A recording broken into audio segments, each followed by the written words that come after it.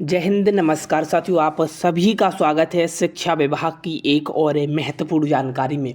साथियों, बिहार शिक्षा विभाग से रिलेटेड जो कुछ भी खबरें हैं वो मैंने आज की वीडियो में ली हैं। दोस्तों ध्यान रखिएगा आपको इस वीडियो देखने के बाद, क्योंकि जो खबरें हैं मैंने लगभग सारी खबरें इस वीडियो में कवर करने की कोशिश की है।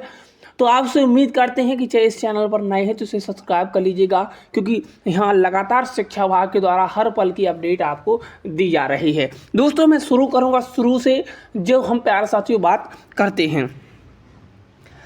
बिहार में शिक्षक तबादले की नई नीति कब से लागू होगी, बड़ा सवाल आपके मन में भी है और कहीं ना कहीं जाहिर ये सवाल होना चाहिए। साथियों, बिहार सरकार द्वारा तबादले शिक्षकों के तबादले को लेकर जो नई नीति तैयार की गई है उसे मार्च महीने के अंतिम रूप देकर राज्य कैबिनेट में मंजूरी के लिए भेजा जाएगा। दोस्तों, कैबिनेट से स्वीकृत मिलते ही यह नीति अप्रैल 2026 से पूरे राज्य में लागू कर दी जाएगी। इसके बाद जून महीने में बड़े पैमाने पर शिक्षकों का स्थानांतरण किया जाएगा। इस नई व्यवस्था से शिक्षकों को पारदर्शी ऑनलाइन समयबद्ध तरीके से सुविधा मिलेगी, जिससे वर्षों से चली आ रही तबादला संबंधी परेशानियों का समाधान भी हो जाएगा। जी हाँ साथियों, ये तबादला नीति मार्च के महीने में अंत रूप में इसे देकर जो राज्य कैबिनेट है उसे मंजूरी देगा अंतिम मार्च में। जी हाँ दोस्तों, नई तबादला नीति में न्यूनतम कार्यालय कितना रखा गया है। दोस्तों, संशोधित तबादला नीति के तहत किसी भी शिक्षक को एक ही स्थान पर कम से कम 3 वर्ष का कार्यकाल पूरा करना अनिवार्य होगा। इसमें बार बार होने वाले तबादले पर रोक लगेगी और शिक्षण व्यवस्था में स्थिरता आएगी। हालांकि गंभीर बीमारी, पारिवारिक समस्या, दिव्यांगता या अन्य विशेष परिस्थितियों में शिक्षकों को इस अवधि से पहले भी स्थानांतरण की सुविधा दी जा सकती है, लेकिन इसका उद्देश्य मानवीय आधार पर शिक्षकों को राहत प्रदान करेगा। दोस्तों अगला बताते चलें कि TLM मेला 3.0 कब और कहां आयोजित होगा।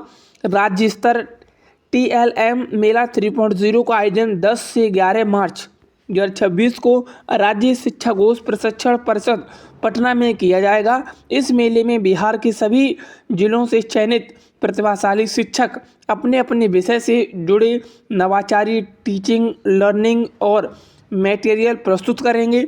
इससे शिक्षकों के बीच अनुभवों का आदान प्रदान होगा और कक्षा शिक्षण को और अधिक रोचक और प्रभावी तथा छात्र केंद्रित बनाने में इससे मदद मिलेगी। जी हाँ, ये जो कार्यक्रम है जो प्यारा साथियों 3.0 है, ये 10-11 मार्च 2026 को पटना में जो राज्य शिक्षा घोष है प्रशिक्षण परिषद, वहाँ पे प्यारा साथियों इसे लागू किया जाएगा। कहीं ना कहीं वहाँ पे इसे प्रस्तुत किया जाएगा। सभी शिक्षक जो प्रतिभाशाली शिक्षक हैं वो इसमें चयनित किए जाएंगे। दोस्तों, 7वें वेतनमान पर पूर्ण वेतन को लेकर बड़ा संकेत है। क्या बड़ा संकेत है, जरा समझिएगा। दोस्तों, बिहार विधानसभा में शिक्षा मंत्री द्वारा यह स्पष्ट किया गया कि विशिष्ट शिक्षकों और BPSC से नियुक्त शिक्षकों को 7वें वेतनमान के आधार पर पूर्ण वेतन देने के मुद्दे पर सरकार गंभीरता से विचार कर रही है। साथियों, वित्तीय विभाग से राय लेकर जल्द ही इस अंतिम निर्णय लिया जाएगा। यह फैसला लाखों शिक्षकों के लिए बड़ी राहत साबित होगा और वर्षों से चली आ रही वेतन असमानता की समस्या को दूर करने में सहायक होगा।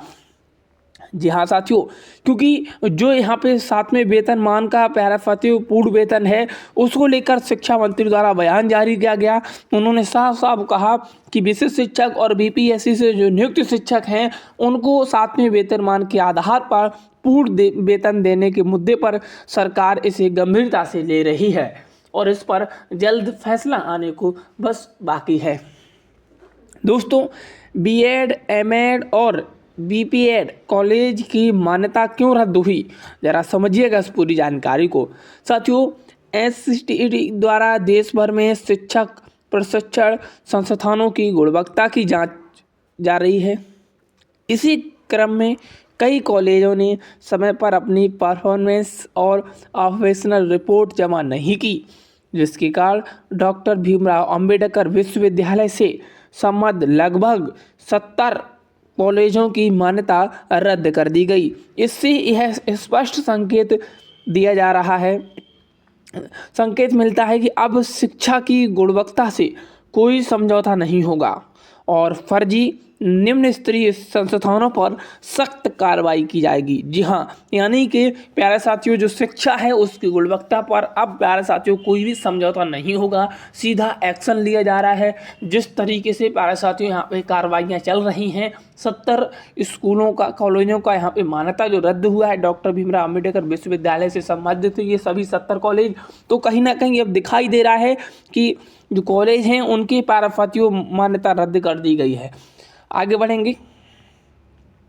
दिव्यांग शिक्षकों को लेकर शिक्षा विभाग का नया निर्देश जारी कर दिया गया है।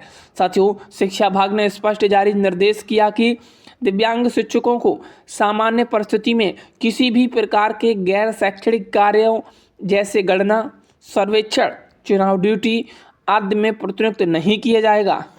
दोस्तों, इससे दिव्यांग शिक्षकों को मानसिक और शारीरिक राहत मिलेगी और वे पूरी ऊर्जा के साथ शैक्षणिक कार्य पर ध्यान केंद्रित कर सकेंगे।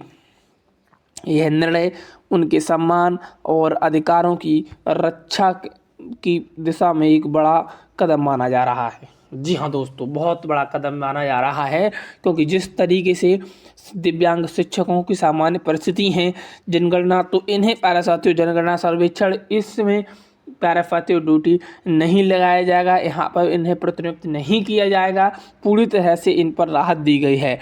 दोस्तों, एस्टेट 2025 में कुल कितने अभ्यर्थी सफल हुए? एस्टेट 2025 के परिणामों के अनुसार पेपर 1 में साथियों 1,54,145 अभ्यर्थी सफल हुए, जबकि पेपर 2 में प्यारे साथियों 1,21,156 अभ्यर्थियों ने सफलता प्राप्त की। इन आंकड़ों से यह स्पष्ट होता है कि बिहार की अभ्यर्थियों की सफलता दर अन्य राज्यों की तुलना में बेहतर रही है। इससे आगामी शिक्षक नियुक्ति प्रक्रिया में बिहार के स्थानीय अभ्यर्थियों को अधिक अवसर मिलने की उम्मीद है। जी हाँ साथियों, आगे बताते चलें अगली अपडेट।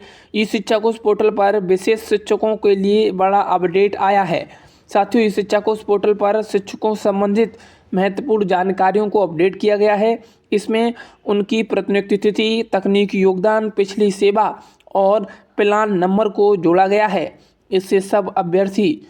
इससे अब सभी शिक्षकों और अपनी सेवा से जुड़ी पूरी जानकारी ऑनलाइन ही देख सकेंगे और किसी प्रकार की त्रुटि होने पर जिला कार्यक्रम के माध्यम से उसमें सुधार भी करवाया जा सकेगा। दोस्तों, शिक्षकों के वेतन विसंगत पर विधान परिषद में मुद्दा उठाया गया कि समान योग्यता समान कार्य के बावजूद भी अलग अलग शिक्षकों को अलग अलग वेतन क्यों दिया जा रहा है। इस विसंगत से शिक्षकों में भारी असंतोष हुआ। सवाल पूछा गया कि समानता को दूर करने के लिए क्या ठोस कदम उठाया जा रहा है। साथियों, उम्मीद की जा रही है सरकार जल्द इस पर सकारात्मक निर्णय लेगी। दोस्तों, शनिवार को हाफ डे के लेकर क्या अपडेट है? साथियों, सरकार गंभीरता से विचार कर रही है और आगामी 1 अप्रैल 2026 से फिर से शनिवार को हाफ डे स्कूल व्यवस्था लागू की जाएगी। इससे छात्र और शिक्षक दोनों राहत मिलेगी।